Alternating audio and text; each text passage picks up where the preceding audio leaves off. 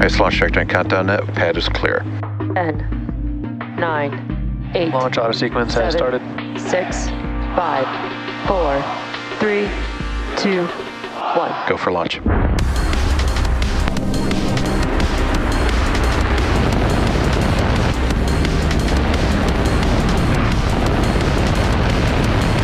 Vehicle is supersonic. Stage separation confirmed. Dragon, separation confirmed.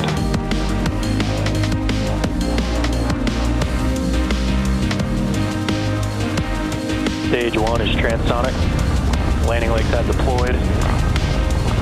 And Falcon 9 has landed.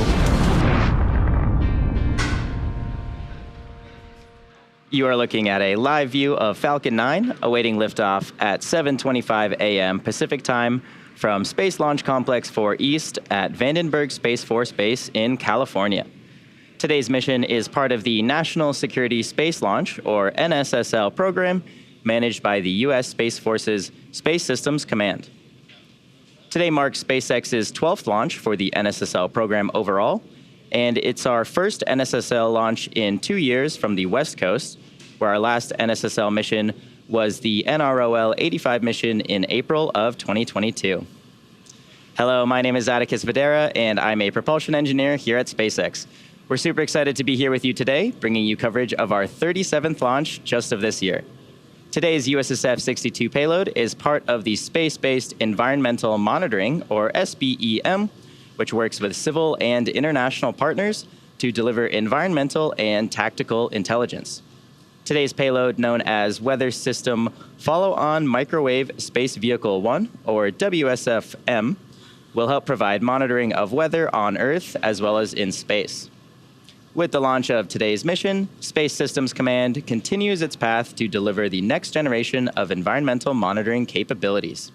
And with that, here's a video with a closer look at the payload.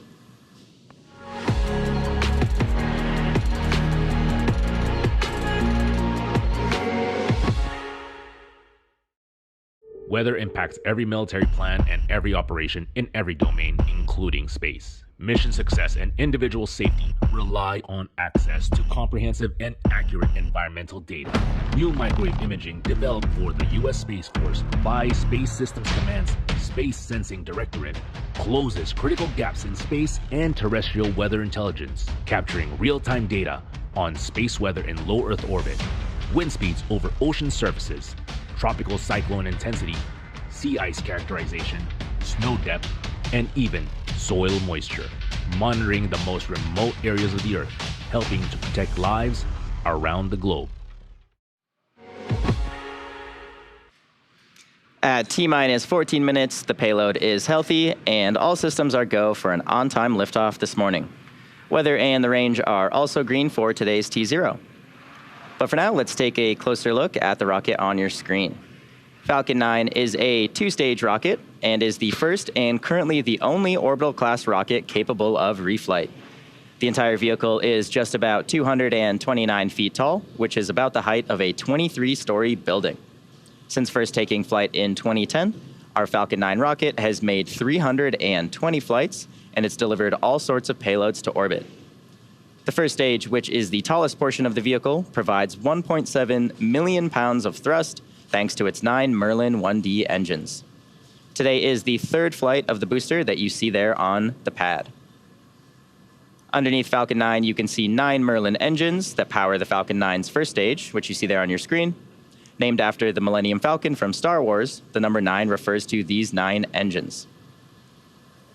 The second stage has a slightly modified engine on it called the Merlin Vacuum, or MVAC engine, and this engine has a larger diameter nozzle, which allows the second stage to be better adapted to perform in the vacuum of space.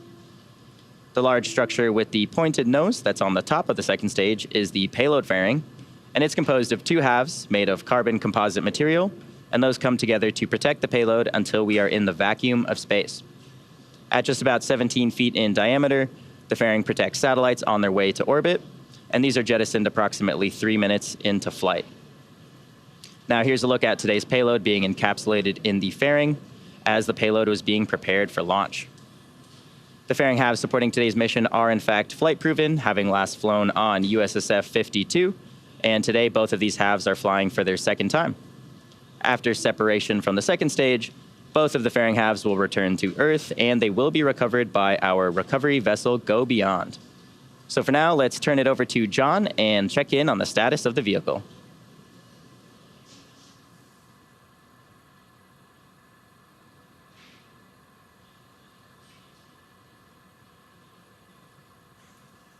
T-minus 11 minutes and 30 seconds, the SpaceX team continues to count down towards our 37th launch of the year.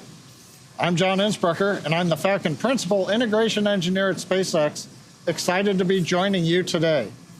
Now, currently, the good news is all systems are go. At T-minus 38 minutes, the SpaceX launch director conducted the electronic poll of the launch team. We got the go for both prop loading and launch. Now, we're currently loading both RP-1 kerosene and liquid oxygen propellants onto the Falcon 9 first stage booster. And we've already completed loading of kerosene onto the second stage. We're now down to just loading liquid oxygen onto stage 2. Meanwhile, the TTEB ignition fluid that we use to light the Merlin engines, that's already on board. It's stored in small canisters that we installed while preparing the stages for launch. On top of the Falcon 9 is the spacecraft. Payload team reports they're ready for launch. So overall, we're tracking no issues on the rocket. Spacecraft's ready to go.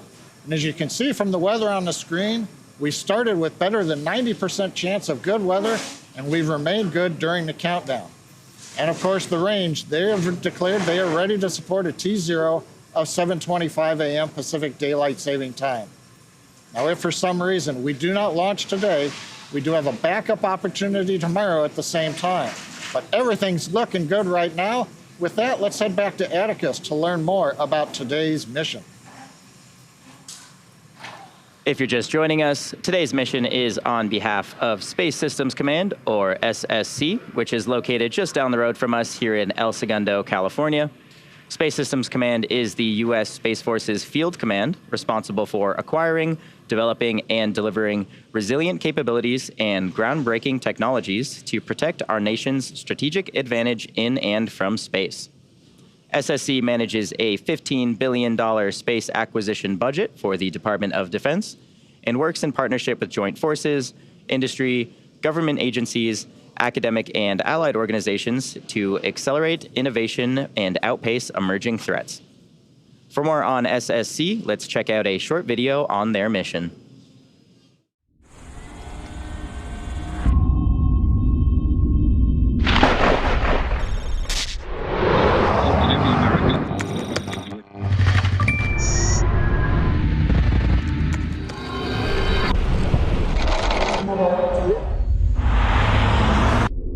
The ultimate high ground has no ground. The satellites in orbit around our planet provide the critical infrastructure we use to defend and protect the security and prosperity of this world we all share. But space is no longer a benign environment. Adversaries and near-peer nations are actively working to dominate the most critical battleground of our day. At Space Systems Command, the time to act is now. The race is on. Our adversary is out there. They are going to work every day, trying to work harder, smarter, faster than us. But we are making sure that that does not happen. The Guardians, airmen, and partners of Space Systems Command are working with unstoppable urgency to innovate and act now, delivering solutions to emerging threats, creating resilient space architectures we can all rely on, especially during times of crisis and conflict. The fight could happen tonight, it could happen tomorrow, it could happen in a couple of years, but we need to start innovating now, and that's exactly what we're doing. For Space Systems Command, working faster means breaking from the status quo, exploiting existing space architectures and capabilities in creative new ways, working with commercial industry, innovators and tech startups, and allied nations to exploit, buy, and build. To deliver better, faster, and more affordably. We are advancing the space architecture that we have up there right now, making sure that it's optimal, making sure that we get new space architecture set up, prototyping, experiments to ensure that we can outpace the enemy tomorrow. To maintain our lead in space, Space Systems Command has embraced a new culture, empowering its people to race forward. Speak up and connect with industry in unprecedented new ways. Our people are agile. They continue our partnerships. They are working collaboratively day after day in order to contribute to the big warfighter purpose. Space is a team sport. We have to work together to provide integrated, resilient capability and speed in order to fight through any contingency or crisis. Space Systems Command is moving fast to maintain U.S. superiority in space, running a marathon of sprints, thinking differently, acting boldly, empowering at every level to make space work for us all. At Space Systems Command, space starts here. At T-minus 5 minutes 50 seconds and counting, all systems are currently a go for an on-time liftoff. Now, while we were watching the video, a couple of important steps have been completed. We heard the spacecraft team declare they had gone on internal power. That happened just a couple of minutes ago. Also, we have just completed fueling of the Falcon 9 first stage. That gets all the kerosene on board. So we're still loading liquid oxygen on both the first and second stages. Now, the next event coming up is going to be the retract of the strongback away from the rocket. The strongback you can see on the right side of the Falcon 9, that's the structure that carries the air conditioning up to the spacecraft, the stages, the electrical signals, the pressurization gases, as well as the propellant up to the second stage, and of course that air conditioning into the payload fairing you can see at the very top of the stack. Now, in preparation for retraction, the clamp arms that you can see around the very top of the second stage, just below the payload fairing, they'll open up. They're hydraulically operated. Tanks are pressurizing for strongback retract. And you've heard that call out. We're pressurizing the tanks. We're putting a little bit of gas, kind of stiffens the tanks up, and that way the clamp arms open up with a nice rigid structure for the Falcon 9 underneath them. Now, once those arms are open, we then begin to recline the strongback away from the Falcon 9. That's a process that'll take a moment. We've heard the call out. The process is now underway. And you can see the clamp arms around stage 2 are coming open.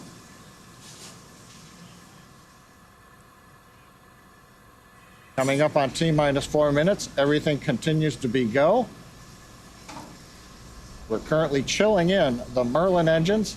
At T-minus 7 minutes, we open up the pre-valves, which allow the propellant down to the engines to get them prepared for the ignition just before T0. You can see the strongback is now retracting away.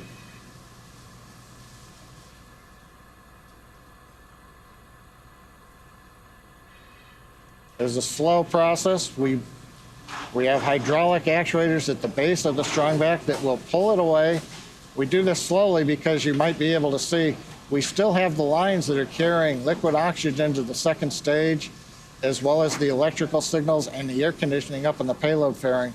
We need to make sure that all of those easily stretch out and all the mechanisms work so that we can get all the way back to the 77-degree position without tugging on any of the lines. Continuing to look good. You may notice a difference here at Vandenberg. Launch load is complete. T-minus 3 minutes. We've got the call out right on time. Liquid oxygen loading of the first stage is complete. We're now waiting for second stage. That'll finish up at just inside the T-minus 2 minute mark. I started to mention the strongback is different at Vandenberg. It's a different style. Cape Canaveral, for example, at Kennedy Space Center, we only recline a couple of degrees. Here we recline to 77 degrees and then pull away at liftoff. Now currently we're inside 2.5 minutes. The range continues to be green. And the weather, of course, as you can see there, has cooperated. Even the Vandenberg fog has stayed away. We don't expect any weather conditions to develop in the last couple of minutes. Again, if for some reason we do not launch today, we do have a backup opportunity tomorrow at the same time. We're listening in right now for LOX load closeout on the second stage.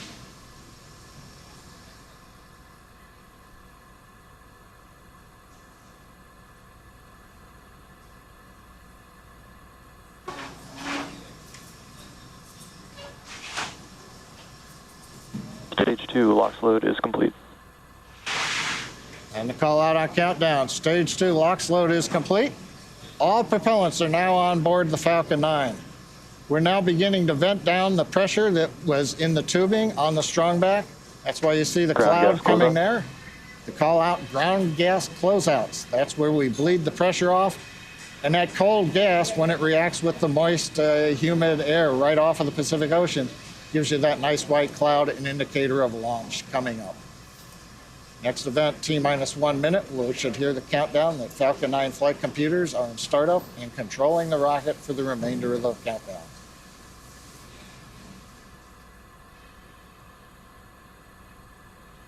Falcon 9 is in startup. Right on time. Falcon 9 flight computers on stage 1, stage 2 are running the rocket through the last minute of the count. We'll listen to the go call outs. LD is go for launch.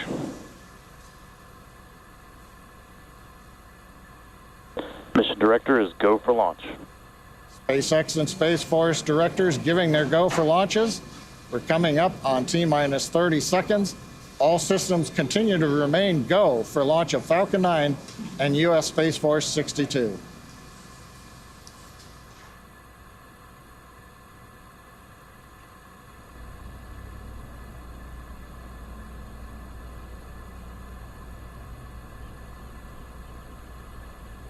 T-minus 10, 9, 8, 7, 6, 5, 4, 3, 2, 1, ignition. And a liftoff of Falcon 9, go USSF-62, go SpaceX. Equals crew chief downrange. Stage 1 chamber pressure nominal.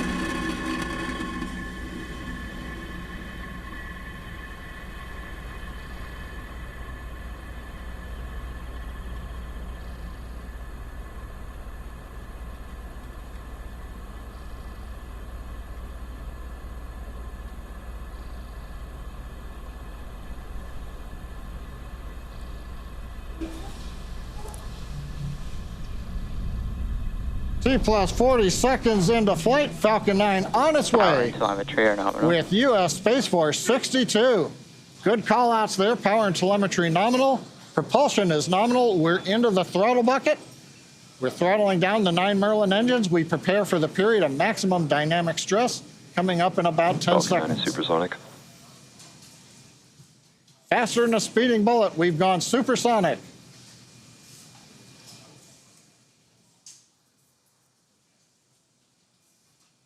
Max Q.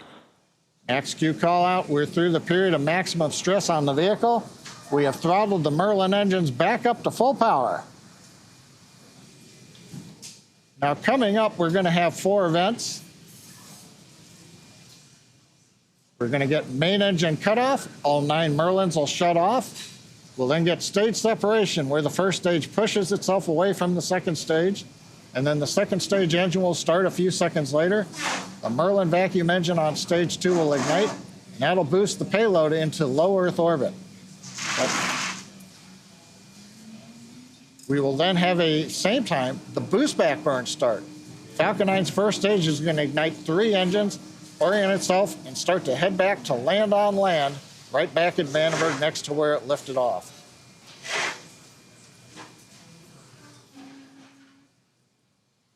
Coming up on main engine cutoff.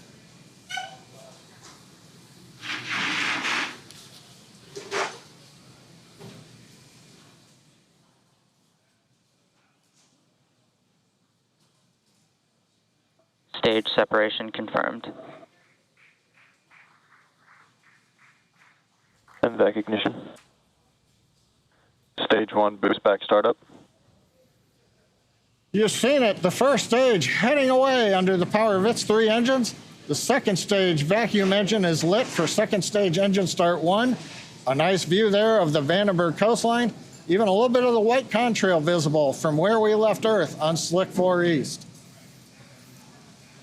Now the first stage boost back continuing. That'll go for another half a minute. We're coming up on fairing deployment next. Fairing separation confirmed. We've got call out that the fairing has successfully separated. You're looking right now a view. The first stage continues under the power of 3 Merlin engines. It'll continue to rise towards apogee before descending back down towards the landing zone at Vandenberg. Second stage, meanwhile, in the middle of its 6-minute burn on its way into the parking orbit. Stage 1 boost back shutdown.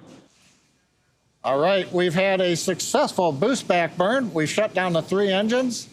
The stage nitrogen thrusters now beginning to reorient the first stage, and the flight computer has commanded the large titanium grid fins to slowly begin deploying now that the boost back burn is over. So right now we've had a great launch. First stage has done its job so far. It's on the way back. Second stage is running at full power. We're getting great views from space. And we're getting ready now for first stage to come back to landing zone.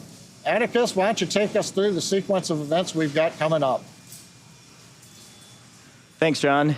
You are watching a live webcast for USSF-62.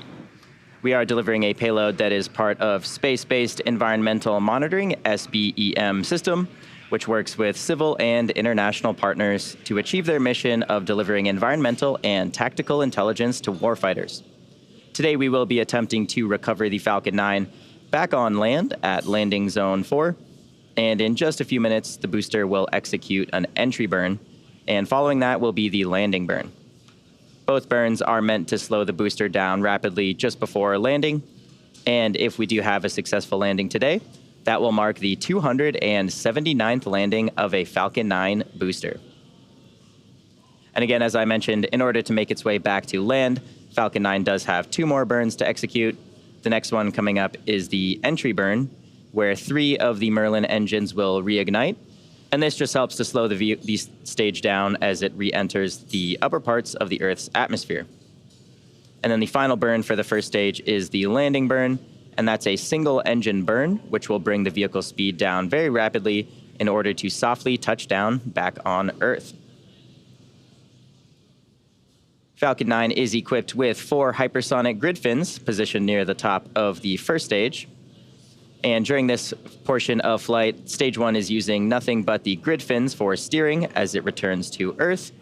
And these grid fins orient the rocket during re-entry, and they help to guide the rocket during its descent. Now, currently we are seeing a view of the second stage, but occasionally you will see on the first stage nitrogen gas bursts for attitude control, which you can see there now on the left side of your screen. And these are basically used to position the vehicle as it heads back towards land. Stage 1 entry burn startup. And there's confirmation. We have just lit 3 of the Merlin 1D engines on the first stage.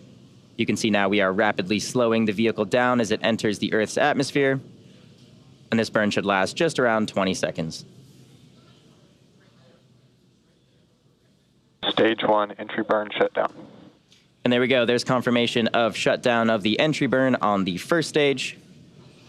The Falcon 9 first stage is also equipped with 4 landing legs, and those are made out of state-of-the-art carbon fiber with an aluminum honeycomb. And they are placed symmetrically around the base of the rocket, and they will deploy just prior. Stage 1 FTS has saved. Those legs will deploy just prior to landing.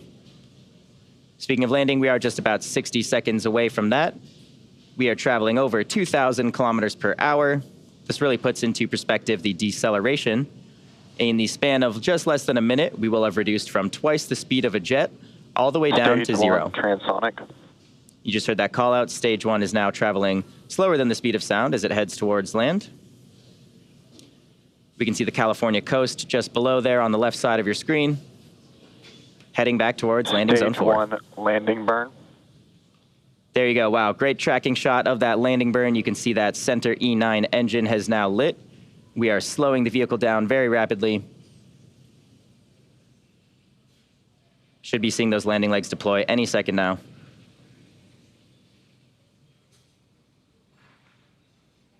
Stage 1 landing leg deploy.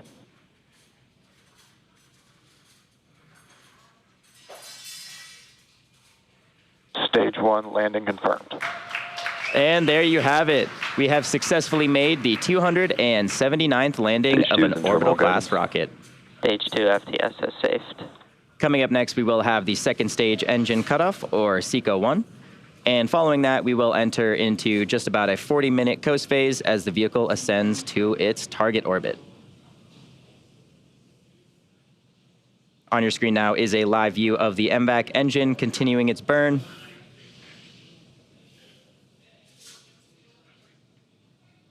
MVAC shutdown. And there we go, just had confirmation of MVAC shutdown. So with that, we are going to head into the coast phase. So we'll be back with you at just about the T plus 48 minute mark. Nominal orbit insertion.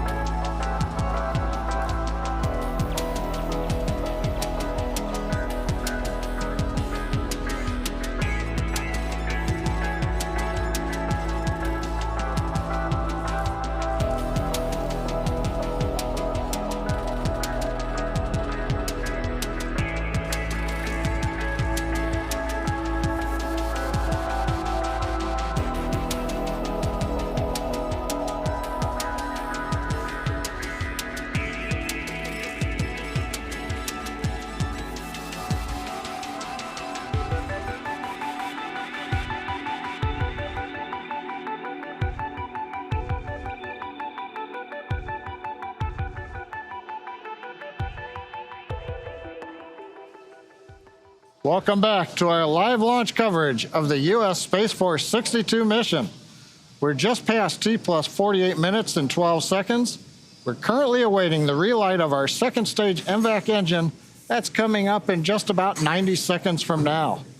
Now this burn, called SES-2, or Second Stage Engine Start 2, will last for just over 6 seconds.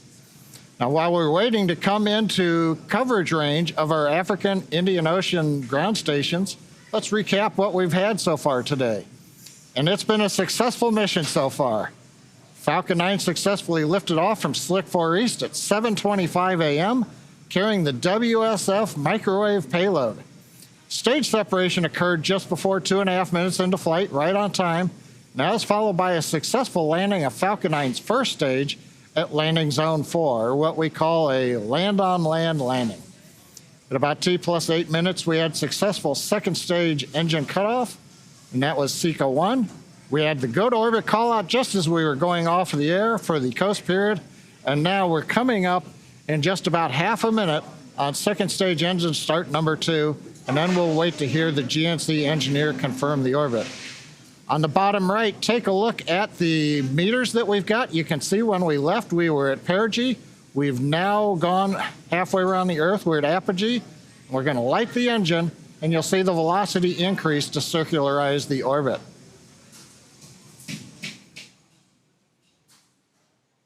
And back ignition. We've got ignition of the second stage engine. This is about a 6-second burn.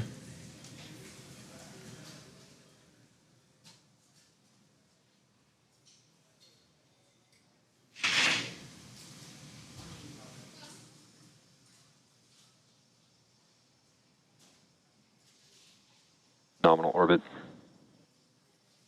All right, we've had the cutoff of the second stage engine, SECO 2, and the important part, the guidance nav and control officer has just confirmed that we have a good orbit. So this is the orbit that we need to be in for deploying the spacecraft. So we're now going to wait about a 5-minute period for deploy of the WSF-M satellite from Falcon 9 second stage. And that's going to be just under 5 minutes from now, as I mentioned. We do this 5-minute wait because we want to make sure the second stage is quiet. We purge all the excess gases out of the engine. We monitor the engine. And then right before the spacecraft separates, we want to make sure we're not venting any liquid oxygen out of the tank. We want the second stage quiet and stable in what we call an idle state so that the spacecraft can separate without any disturbances. But we've got 5 minutes or so to wait, and so until then, let's toss it back to Atticus to learn more about today's mission. Thank you, John. Space Systems Command is the U.S. Space Force's field command responsible for acquiring, developing, and delivering resilient capabilities and groundbreaking technologies to protect our nation's strategic advantage in and from space. Space-Based Environmental Monitoring's SBEM mission is to deliver environmental and tactical intelligence to provide an operational advantage. SBEM space programs work in cooperation with both civil and international partners, and today's payload, known formally as WSF-M SV-1, or the Weather System Follow-On Microwave Space Vehicle 1, provides modernized space-based microwave imaging capabilities for low Earth orbit weather data collection. The WSF-M enables the production of enhanced weather prediction and analysis for global mission planning and operations. The satellite is a strategic solution tailored to address 3 high-priority Department of Defense space-based environmental monitoring gaps, and those are ocean surface vector winds, tropical cyclone intensity, and energetic charged particles in low Earth orbit. The satellite will also provide vital data on sea ice characterization, soil moisture, and snow depth. The WSF-M system is an important part of the U.S. Space Force's pivot towards a hybrid environment monitoring architecture. And this leverages existing weather capabilities, buys commercially available technologies and services, and builds inherently more resilient systems. WSF-M is the first of 2 satellites that BAE Systems will deliver, marking an important step in the U.S. Space Force's move towards this new architecture. WSF-M is now the United States' newest weather space system, and it will augment capabilities provided by the Legacy Defense Meteorological Satellite Program, or DMSP. T plus 53 minutes, 17 seconds into the mission. All is going well.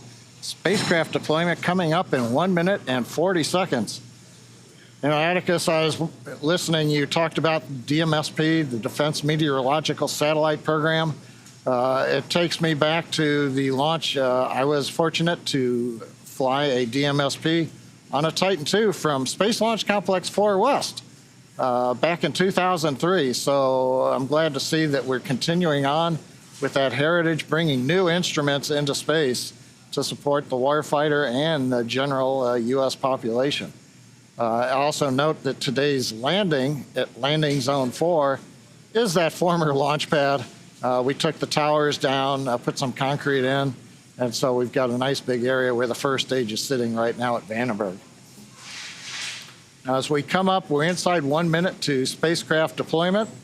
We are getting coverage from both the SpaceX Indian Ocean Ground Station as well as the commercial African ground station at Harderbeestok. And we're getting these nice views. There's the view from the payload attach fitting camera looking forward. You can see part of the WSF-M satellite as we get ready to deploy it in about 16 seconds from now.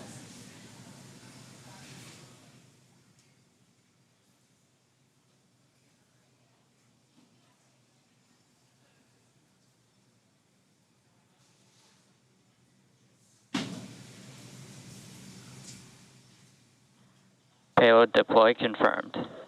All right. Look at it go. Right on time, right into the orbit we needed to get it to. And so WSF-M on its way to begin gathering that data, turn into a useful product for the warfighter. Nice views looking at second stage camera. So Atticus, it's been a great day so far. In fact, all we've got left is the sign-off. So why don't you take it away from there? Thank you, John. It is great to see that payload heading off into space. And we'd like to say thank you to the United States Space Force and Space Systems Command for entrusting us with today's mission. April is another very exciting month of launches here at SpaceX. So if you're interested in more launch coverage, be sure to check out spacex.com/launches. And of course, as always, thank you for joining us this morning, and we hope to see you again soon.